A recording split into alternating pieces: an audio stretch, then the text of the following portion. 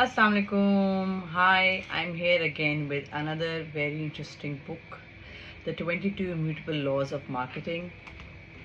It's a very good book, very good read. Do read it, and you're going to learn a lot of things in it. It's a bulk of um, different point of views and perspectives, how you can improve your marketing strategies. Okay, so I really like it, and let's start with it. So basically, first I'm going to ask you a question कि कभी आपने सोचा है कि how successful brands like Pepsi, Facebook, Apple, Coca Cola, Microsoft, Amazon, Google, how they maintain their success, their position in that market, and once they become successful. Have you ever thought of it? कि क्या वजह हो सकती है? Could it be that there are marketing laws out there that create that massive success for their brands, that they obey them? So the answer is yes. Ji haan. So let's start with it, because we are about to discuss these laws in the timeless marketing classic, in this amazing book 22 Immutable Laws of Marketing by A.L. Rai and Jack Trout. So let's start. The law of leadership, number one. That means it's better to be first than to be better. The leading brands in a category is almost always the first brand into the prospect's mind. So, for example, let's talk about the categories हम बात कर लेते हैं, and about their leaders. For example, categories and leaders. So what are the categories? For example, rental cars के लिए Hertz है, फिर Cola के लिए क्या है, कोका कोला है, जो लीडिंग, जिसको आप दिमाग में उसी वक्त ही आता है कि ये इसके साथ रिलेटेड है. फिर अमेरिकन लीडिंग कॉलेज कौन सा है, हार्वर्ड यूनिवर्सिटी है. Spices in, for let's take local थोड़ा सा. तो स्पाइसेस आपके जो फेवरेट हैं पाकिस्तान में, स्पाइसेस की जो पैक प्रोसेस्ड होते हैं, वो कहाँ से मिलते हैं? That's Shan foods. So just like that, just imagine कि आपके माइंड में they are the pioneers who did it. So that's the reason हमारे माइंड में वो बात रह गई और हमने उन्हीं को ही माना है और उन्हीं को ही हम फॉलो करते हैं. So all these leaders were also first in their respective category. Being first in the prospect's mind, that is the client or the consumer, can even lead to your product's brand name becoming the generic name in that category. जैसे मैंने आपको बताया अभी, Cola को लोगो तो Coca Cola आएगा, इस तरह. Some examples of the phenomenon include, for example, Kleenex, Band-Aid. हम कहते हैं Band-Aid. Band-Aid तो एक नाम है, लेकिन वो हम Band-Aid को हमने किससे resonate कर दिया है. So it's just like that. Scotch tape. Scotch tape, it's basically a brand's name, but we name it as a Scotch tape, as a Scotch tape.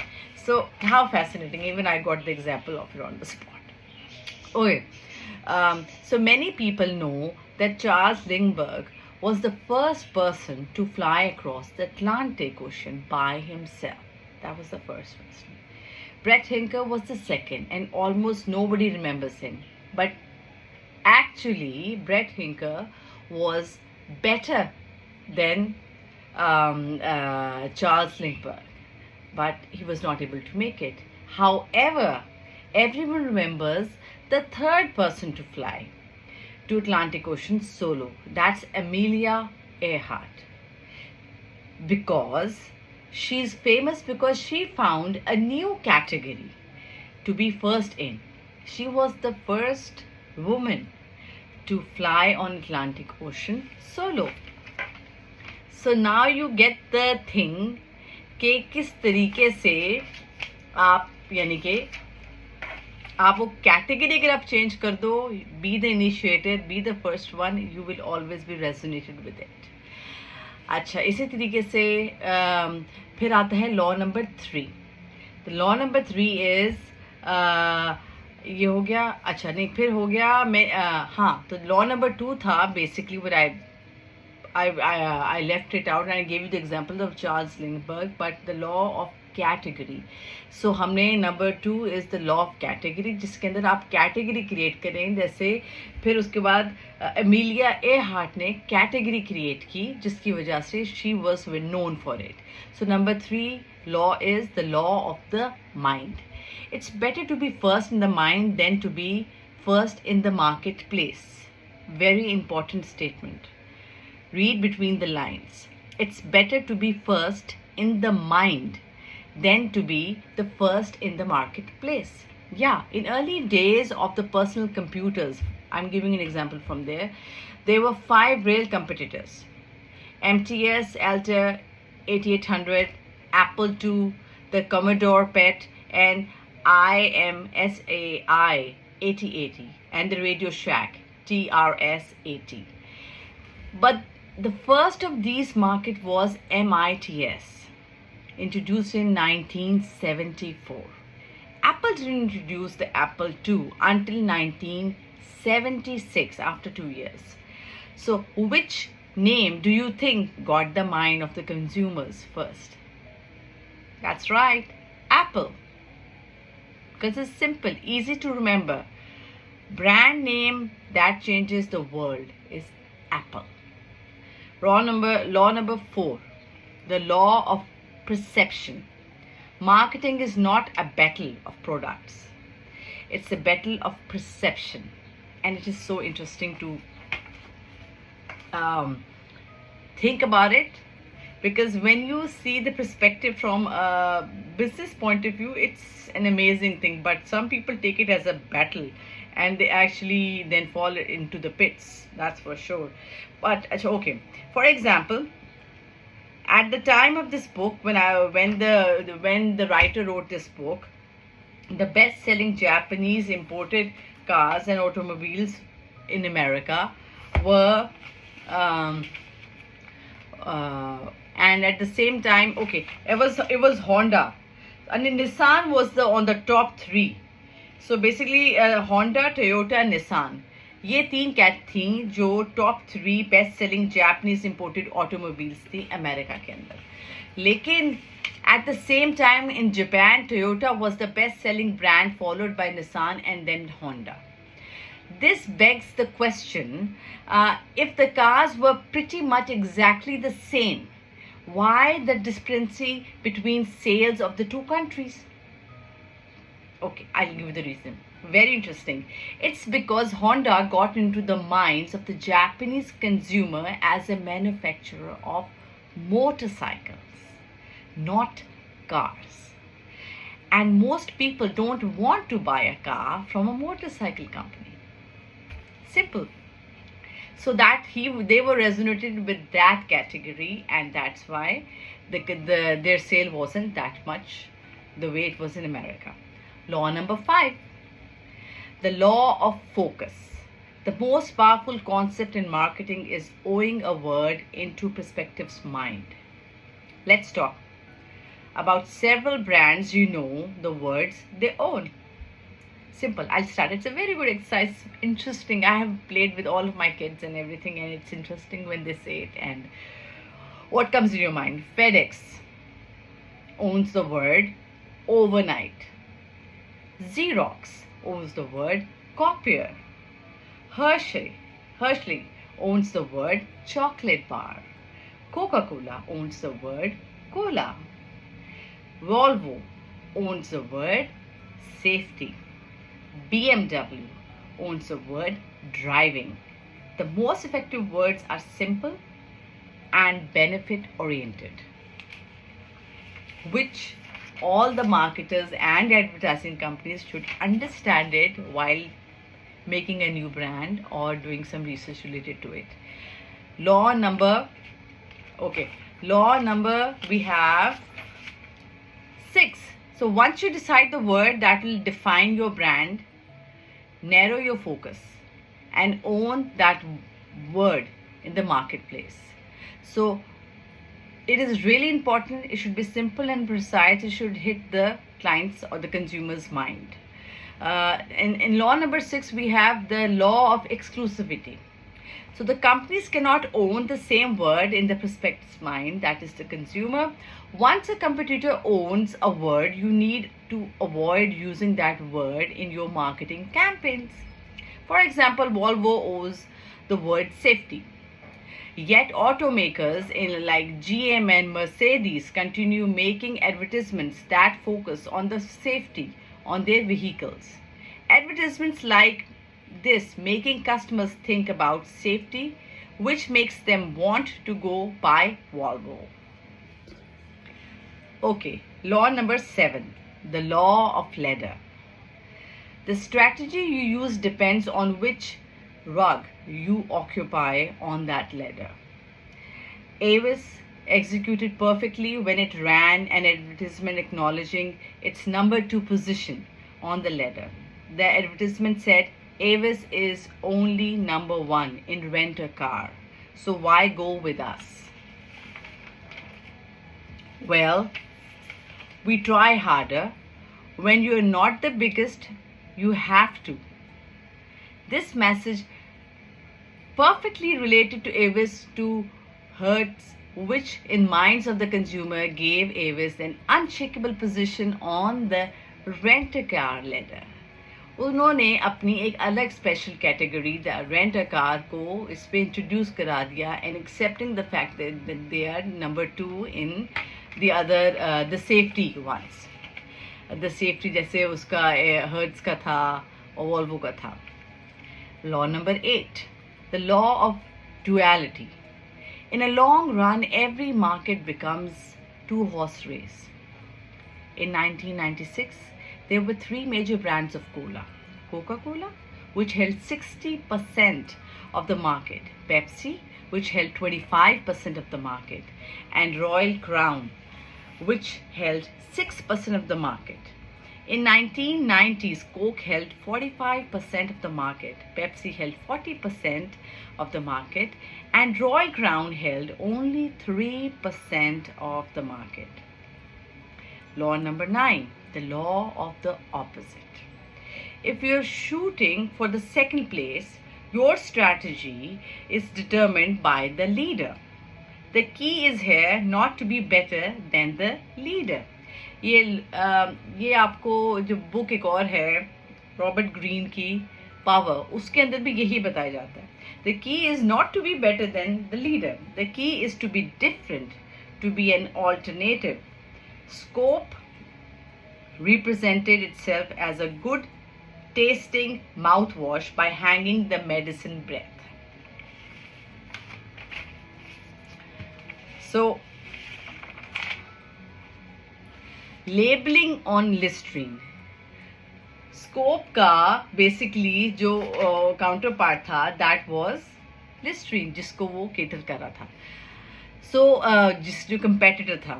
So, in doing, Scope perfectly attacked the leader's weakness and became the alternative for prospects that didn't like the burning medicine or the flavor for listerine. This strategy quickly carried Scope to the second position of the mouthwash category. अब इसका बड़ा interesting बहुत मज़े का है. वैसे इस पर मैंने अपने नोट में अपने लिखा नहीं है, बट आई कैन टेल उन्होंने उसको चेंज कर दिया था. वो आई थिंक अभी आएगा, बट उसके अंदर उन्होंने लिस्ट्रीन वालों ने उसको एक्सेप्ट करके अपनी वीकनेस को, एंड दे प्रोजेक्टेड के all the things which kill the bacteria are the ones which disinfects and which are more good for your health. So they took their weakness and they also played a very strategically, they played the market advertisement and they played it and it worked wonders. So okay, it's going to come in between. Abhi law number 10, the law of division. Over time, a category will divide and become 2 or more categories. Take computers for example.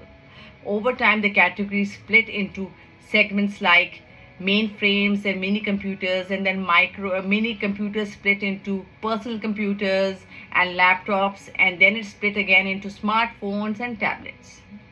Each segment of the category is separate and distinct entity, and each segment is thus an opportunity for a brand to become the leader.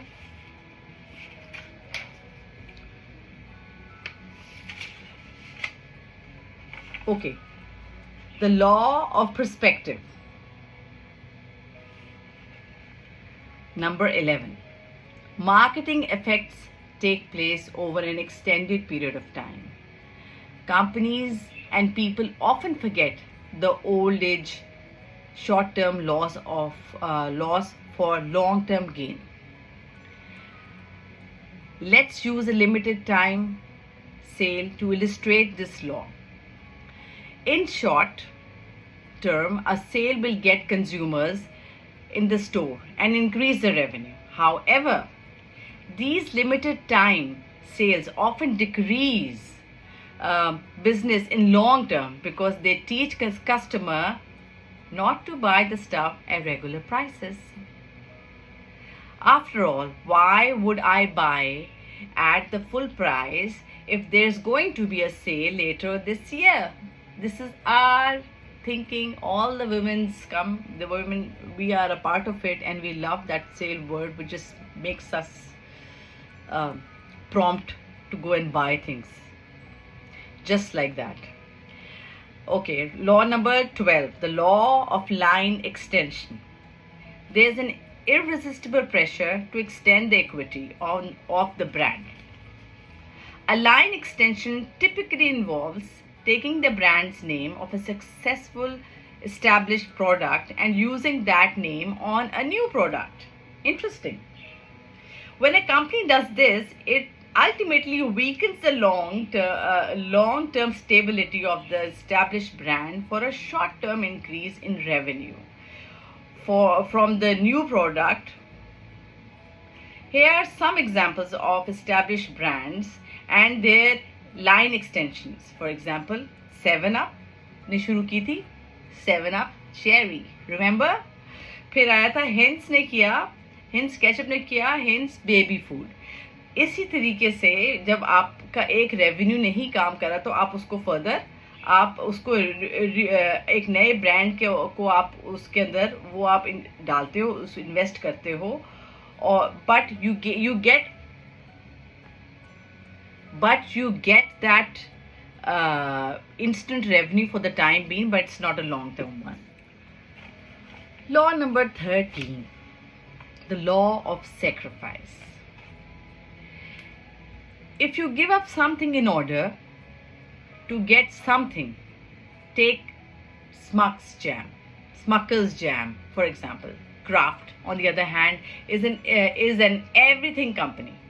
At the same time, this author wrote this book, Smucker's had at that time 35% of jam market and Kraft had 9%, whereas Kraft har cheez mein tha. Hellmann's is focused on mayonnaise, just like Smucker's is focused on jams. It is any surprise then that Hellmann's had 42% of the mayonnaise market while Kraft had only 18%, because वो बहुत versatility में था Kraft. उसकी बहुत चीज़ है, और भी चीज़ें हैं, creams हैं, अब they have other stuff. So वो ज़्यादा versatility की वजह से he was not able to focus, and that's why he was not able to get that particular category के अंदर ज़्यादा percentage. So you have to see how to invest and how to do it.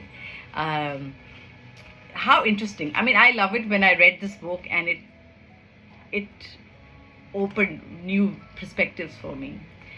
Okay, rule number 14, the law of attributes. For every attribute, there is an opposite effective attribute. For example, Coca-Cola positioned itself as the original and the real thing, and so it was the choice of the older generation. Whereas Pepsi noticed this and successfully positioned itself as cola for the new generation. Remember? And they also called different celebrities and groups and pop singers, and they sponsored them, and there were a lot of concerts. Remember? Okay, so nostalgic. Okay, law number 15, the law of candor. When you admit a negative, the prospect will give you a positive. For example, Scope mouthwash marketed itself as a good tasting mouthwash. exploiting Listring's unpleasant taste. Remember, I told you initially. In response, Listring brilliantly invoked the law of candor with this message: the taste you hate twice a day. In judo fashion, Listring used a negative, it's not so pleasant taste to reinforce the idea that something that tastes like disinfectants must indeed germs and freshens the breath. Voila. Law number 16, the law of singularity. In each situation, only one or more produce substantial results. This law is related to the Pareto principle of 80-20 rule, which states that 80% of the results come from 20% of causes. If any given situation there is one marketing move that will produce substantial results, thus rather than spreading the company's resource over a multitude of marketing strategies, the skilled marketer will study the marketplace and implement the word bold strategy that will produce the greatest reward. Law number 17, the law of unpredictability. Unless you are writing marketing plans for the rival or you can't predict the future plans, if you are if you're writing a plan for your competitor, that's a separate thing, but you can't predict the future in marketing. By the way, you can't predict anything anywhere. So yes, flexibility is the best way to fight unpredictability. A company may increase its flexibility by focusing a long-term direction rather than a long-term path. A long-term plan contains assumptions about the future, while a long-term direction assumes a change and a vitality. A long-term plan is rigid, while a long-term direction is flexible. Law number 18, the law of success. Success often leads to arrogance, and arrogance leads to failure. Simple. The key point here is the ego is the enemy. Remember